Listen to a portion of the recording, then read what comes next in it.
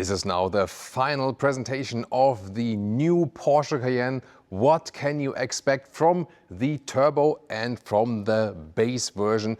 And what about electric and the combustion engine model? What's the strategy there? Everything you need to know right now. Exterior, interior and technology details with Thomas Nautical in 4K, full screen, full length. Let's go. Starting here with the top model, the Cayenne Electric Turbo. This one here in Mystic Green. Very interesting color for sure. The Turbo gets a little bit more sporty, lower spoiler here, also with these large air intakes. And you might wonder, why does the electric Cayenne need so much air intake? Well, there's still cooling needed. This one here, over 1,150 horsepower in the launch control mode. So it always depends on which figure you are looking at actually. But still, like the base horsepower output is still over 850 horsepower, even if you're not in the launch control. Matrix LED or HD Matrix LED are also available for the Cayenne Electric. And then one major difference is, of course, when you press this button, or alternatively, you can also swipe here. There we go. Then the hood is also opening and you have a Frunk 90 liters, not only for a charging cable, but even more space. And then, of course, close it properly again, pushing the Porsche crest, the most stable one. I think it's actually easier just to use this button here because, yeah, that always opens in an easier fashion, and you can also open it while you're getting out of the vehicle and so on. So yeah, that would be to me the most preferable option actually. We already have the rear here with the base Cayenne version. You can see here the light strip goes all the way through. Porsche lettering also illuminated, looks pretty cool, and a horizontal stress also here with these design elements. We're soon also going to take a look at how the turbo is differing than here from the rear. But tell me in the comments what you think about the design of this all-new Cayenne. And yes, it's the all-new Cayenne, it is the electric one. At the same time, the combustion engine will run parallel. It will remain with the so far model that was recently facelifted, and in a separate, different video, we will also shed more light on this difference between the electric and the combustion engine model. Wheels from 20 to 22 inch. These are the 22-inch wheels here. In this case then for the turbo Spire design. And here you can also get the PCCB, the Porsche ceramic composite brake, for the best braking performance without any fading effects. So theoretically also racetrack proof. The length here is 4,99 meters or 196 inches. That's about 6 centimeters or 2 inches longer than the combustion engine, and even 13 centimeters or 5 inches difference in the wheelbase. So the electric version, longer wheelbase. You can see here on the one hand typical Cayenne silhouette, but then again a little bit lower, more aerodynamically optimized. 0.25 is the CD value. That's better than the Mercedes GLC EQ. A little bit worse than the BMW iX3, the new one. However, this one here is at 0.245. So, you know, they had to round it up. So it's kind of like between. Already very good in the CD value. And there will also be the Coupe version. And we can expect usually the Coupe versions have an even better CD value.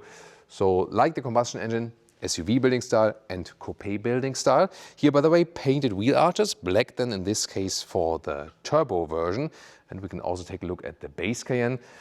Differences here, well, we also have painted wheel arches. We don't have the mystic green color. Here there's a vanadium gray, also pretty cool. And where the turbo just has the logo here on the side, there's just a blank, you know, there's no special logo there. Also 22-inch wheels here, the large ones as an option in a different styling. And I think both work very well. Here the base model, it looks a little bit less dramatic in the lower part.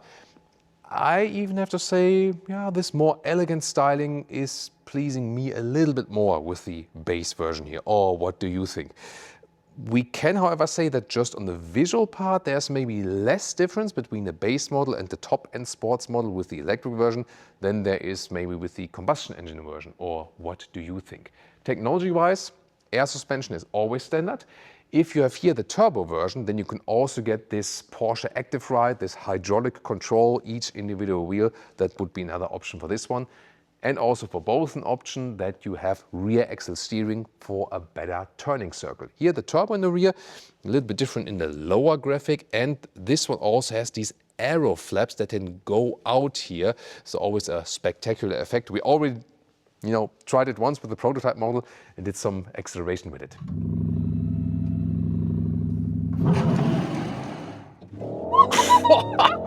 What the? Yeah, that was 50 to 100 in like... What the hell? So now we're here at 90 kilometers an hour. Let's go. 150, 170, 200, crazy, 220, 250. What the? What? What? And another interesting thing that moves is here. This is a rear wing and it's adaptive both for the normal and the turbo version. So at really, really high speeds it deploys. You can also manually do that from the infotainment system for show-off purposes. What about battery and charging? First of all, this is here the charging flap electrically. Goes in like this, and then AC charging is here on the passenger side. And you might wonder, what about DC charging? Yes, it's of course available. We just have to go around because I want to show you that AC charging is standard on both sides. That's a pretty cool thing because you never know where the charging station is. And then here you have the, now the other side was closing first. And now this one is opening. I could hear it on the other side, pretty cool. Then here AC charging 11 or later also 22 kilowatt possible. And then DC charging up to 400 kilowatt. And we already could do a charging test for you. And we could really score. It was 8 to 80% in 14 minutes, like 40 seconds. So pretty amazing. So you can always be sure that when the charging station is powered enough, you can reach under 15 minutes, 10 to 80% state of charge. That's pretty amazing from this 800 volt architecture. 400 volt charging is of course also possible, right Mercedes? Yeah, at Mercedes they make an option now, but all other manufacturers, they put it, of course, as standard as it should be, actually. You can also close the flap again from the interior, so you're pretty much flexible as for that. And another special thing for the electric Cayenne is that you can have an inductive charging pad. Costs 5,000 euros plus 2,000 euros for the receiver in the vehicle. You can also order it directly from Works. This one works up to 11 kilowatt, this inductive charging. You put this plate, then when you charge at home, would be another alternative, right? We know it's very interesting. And what could be a potential range for this one here? WLTP, the official driving cycle, 640 kilometers. For the turbo, a little bit less, like 620. So because of the more power output and so on. Realistically, at the motorway, I would suppose when you drive like 130, 140, maybe like 500 kilometers, 300 miles of realistic higher speed range. But of course, we really have to test that for you. The efficiency effects, as for the CD video, are very promising. So we gotta see how it will end up in like concise real-world driving range. We'll of course test that for you as soon as possible. And now, power figures, once again. With launch control, 1,150 horsepower, a little bit more than that, with launch control for the Cayenne Turbo. They really have it like this base power, which is here already more than 850 horsepower. Then you have the boost button at the steering wheel, plus 176 horsepower. And then the maximum horsepower output is always during the launch control. And the acceleration figures here, 0 to 1 kilometers an hour, 62 miles an hour, 2.5 seconds. And to 200 kilometers an hour or 25 miles an hour, here 7.4 seconds. This is insane. This is supercar dimension. This one here is the most powerful works Porsche that has ever been built. And it's the electric one. Very interesting. Remember 2.5 acceleration figure here. With the base Cayenne, it is 4.8 seconds. For a base version, this is still very interesting and amazing because the base Cayenne combustion engine would be 1.2 seconds slower in comparison to the base Cayenne electric version. Yeah, very interesting. We could already take a spin for you as we've shown to you, and I can already say it drives extremely well. It drives very sporty, very crisp, very direct, and so you don't have to say that you have less fun in driving the electric version or so. But even more interesting is, of course, what are the differences in the interior? Now to the interior, this is the key fob, Frunk, trunk, open, close, turbonite color for the Turbo at the key fob. And then the doors, what's interesting at first is frameless doors. You know that the combustion engine Cayenne has frames around, so this is more sports car-like. Also, by the way, like this insulation here, lamination windows, and this one also equipped optionally with the soft close. Of course, you don't have to do it. I'm always not a fan of it, honestly. I like that we have classic door handles. That's pretty cool. But sometimes with the soft close, it's then that yeah, you get some more resistance when opening the door, maybe. But here it's actually yeah, sometimes maybe, but sometimes you feel it, sometimes not. But also slamming, still a good sound. So although we have the frameless doors, we still have a good door closing sound. Then interior here, as we know from Porsche, horizontal stress wrapped around. This is the turbo interior here. Different stylings are available. Here, hardback at the inside of the doors. This is worse than with the combustion engine model, I gotta say. Just a rubber pad in the lower part. I would expect some soft materials here, especially at that price. Turbo entry badge, and also nice floor mats here with these segmentations. Why not? And Turbo Night crest also on the steering wheel. Real buttons and jogs here on the steering wheel for volume, and the drive mode selector. This is the boost button here for 176 horsepower extra for 10 seconds. The digital instruments are now more stretched and even more curved as for that. Then this is here the sport seat. There's a comfort seat and the sport seat. Visually, they're not the biggest in the difference. Yeah, let's also see if we can feel any difference in the seating comfort then. And this is animal skin. There is now, however, for the first time, a completely animal-free interior available. Then you would have the Pepita fabric, that's retro fabric on the middle part, and a race text microfiber steering wheel. And I would of course go for the animal-friendly solution. At least they offer one solution then here now. Still, they have to develop it further and maybe offer something more like BMW is doing, like a high-grade leatherette, because it would look the same.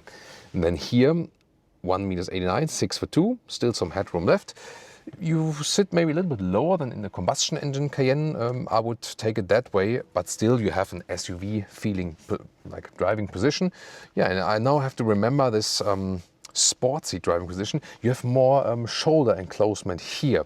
Yeah, let's soon see and hop over to the base model if there's any difference in comfort. And now here, first of all, the cockpit of the base Cayenne and also the comfort seats. They also have some shoulder support. I would say the sport seats have a little bit more shoulder support here. I mean, but the form itself is not too different. I feel that yeah, maybe they are a little bit stiffer from the material. It's both animal skin though.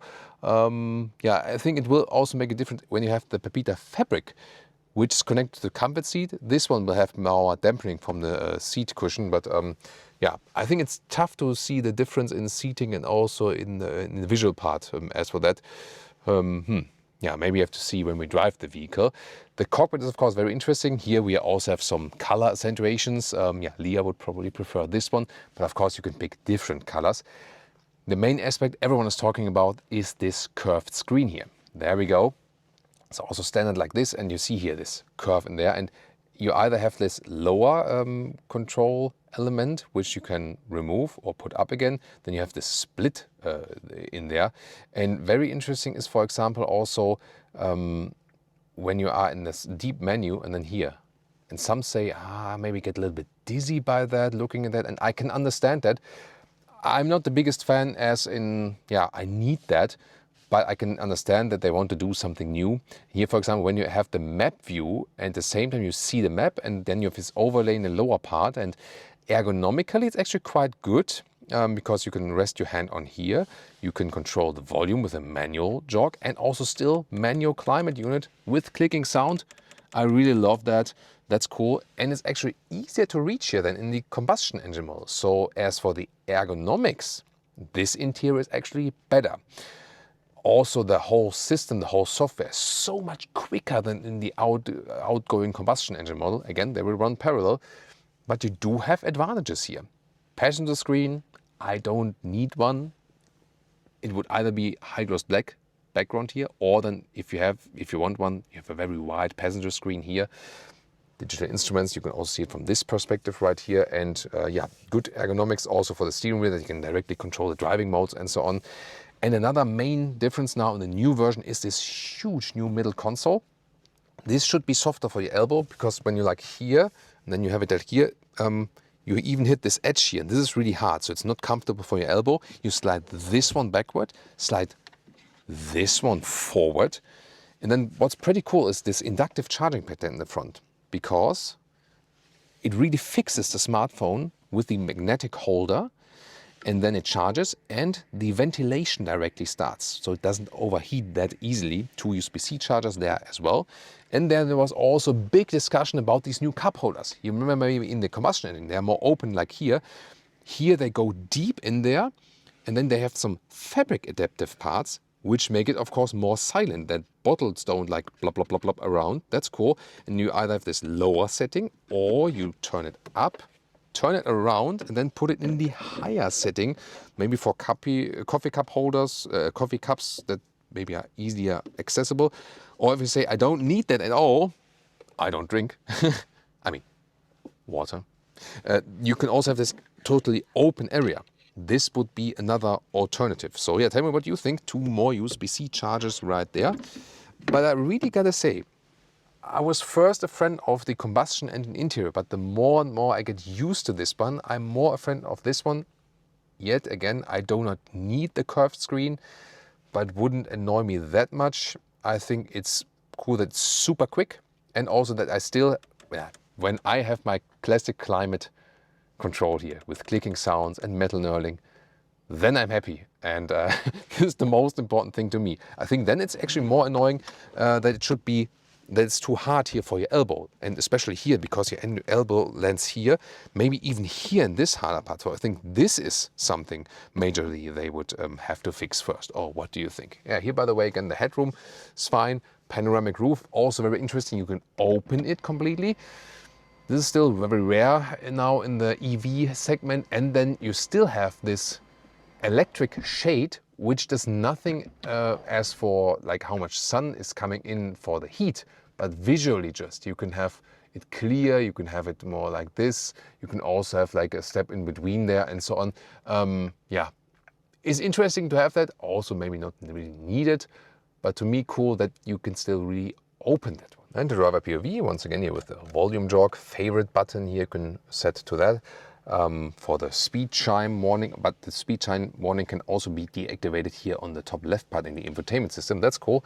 And here once again a look at the digital instruments, and you can also adjust what you want to see actually also in the middle part, and also this famous Porsche 5 gauges view, for example. Yes, greetings of course also from Leah. Yeah, color wise it's her interior, but she would also pick the animal free one, she said.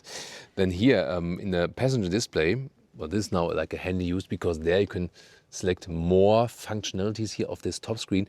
And this, yeah, I would always call it show off effect, because it doesn't make any sense. It just looks good when you have like in this split view, so to speak. And back to the Turbo with the interior here, all the way everything in black. Some contrast stitching, yes, but yeah, you can have it more dark or subtle or more colorful, however you like it.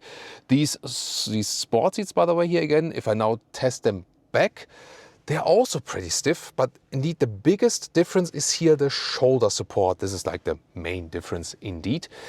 And then here from the cockpit, you can see when you have less color accentuations, everything, you know, has more like a black transition, so to speak. So which one would you prefer? Tell me in the comments. And you have the Cayenne badging here as well. Other turbo specific elements on the armrest. Yes, here for example, embossed in the armrest, and also here at the seat, for example, the turbo. Yeah, but I have to say, I mean, here with the curved screen, when everything is black, I like it more colorful actually. Maybe it doesn't have to be the Leah color, that's for her especially. I would, yeah, I maybe have to check the configurator or price it for some other different colors, but this one is then a lot of black, and especially also when you have the turbo night accentuations like on the steering wheel, everything is darker, you know, even further. Then the rear seats, by the way, these frameless doors are also with this laminated glass in the rear. And then, yeah, this hardpack here once again at the rear inside, and the rubber pad at the back part, so to speak. So not ideal at the inside of the doors. And what's also cool is that we can have here these electric shades for the rear. So that's a pretty cool thing. By the way, here, if you lower this one all the way down, then we go up till here. And you can see more here from this laminated glass. I guess that would be an option. We have to see that when the price list and the configurator exists and so on. Then here, electric seats are standard, as I heard, and they go pretty much all the way forward. And also the inclination, this goes way forward indeed. Wow, and then look at that inclination here. With the steepest inclination, there is also like the official trunk cargo figure measured. Of course, you can go back again. So it's a nice luxury feature. Oh, it doesn't move simultaneously. So this then all the way back again and also back in the length. Isofix here at the outside parts each. And there we go. And this is a single seat design. However, the middle part is also allowed, so to speak, from registration. But whoa. Yeah, pretty stiff. It works headroom-wise and space-wise for 5 tall adults, yes.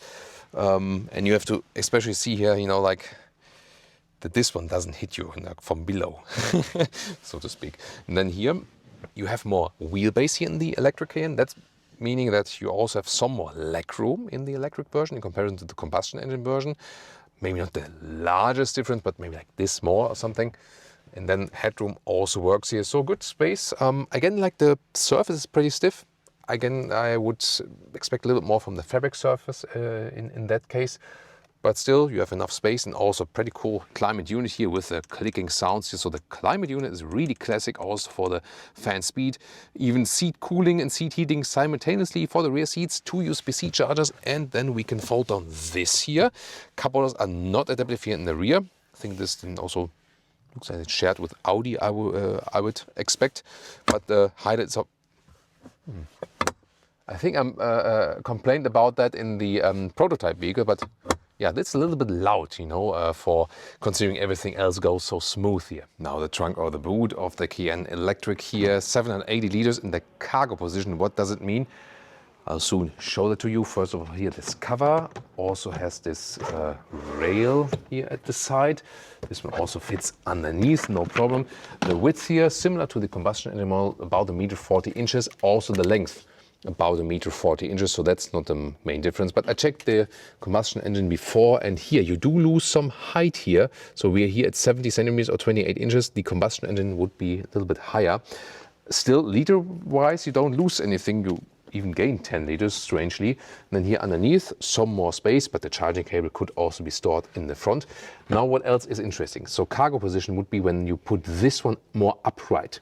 And here on the left side, you can see I put this one now not only more upright, but also in the front. So this is the difference then, the maximum cargo position you can have without directly folding the seats. Yeah, and on the other side then, let's say the minimum cargo position. And now the very cool thing is here, we can fold down the seats electrically from the rear. That's a very practical thing to do.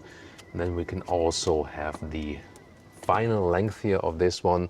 And yeah, this is like 1 meters 85 or 73 inches. And also interesting here, by the way, here in the back part, when I remove the top cover, I can also store it practically here underneath. So I have to squeeze it in a little bit like this and then have it all the way stored away and the full setup. So as I said, while the new electric version is available, the combustion engine model is not on this new platform. It stays just as it is basically with the recent facelift, and it will still be available on a parallel basis. Yeah, maybe for exception some markets which are almost like pure EV now, maybe Norway or something, not sure if it's still available there, but on all the major markets it still will be on the parallel scale. The question is, which one would you take? We'll soon also, when you watch this video here at the initial premiere, the second video will come soon where we compare the electric with the combustion engine. Or if you watch this video at a later stage, it's maybe already online then on our channel. And it's also very interesting, I can promise you, pricing. So the base model starts right above 100,000 euros, like the base combustion engine model, and the turbo 165,000 euros, also comparable, so to speak. And you can easily add like 40, 50K or so on extra equipment. So price, combustion engine versus electric will not be the major difference. Taxation will of course be a major difference, but also residual value. if we, for example, watch ICE, Porsche combustion engine cars and the electric vehicles. So this will be very interesting how this story will develop then further on. I have to say, from the exterior looks in the front, I have to get used to it. I really like it from the rear. The interior, I personally do not need the curved screen. However, software is very, very fast, super quick reactions, and also the ergonomic orientation of the normal climate buttons and so on. I really like that. So I have to say, I was kind of skeptic before and maybe was thinking, is it like really like a step forward? But the more and more I spend time with it, drive it also, check out interior features, the more and more I like it. And then I say, maybe initially I was preferring the combustion engine, now I'm leaning more towards the electric one, which is also very now with the animal-free interior, which is pretty cool to me. So this is a very interesting journey also for me, definitely. And soon we can keep you updated with like an extensive driving part of the final version here. Tell me, what do you think of the new Cayenne Electric? Everything about exterior, interior and technology. And now we have even more interesting Cayenne content for you.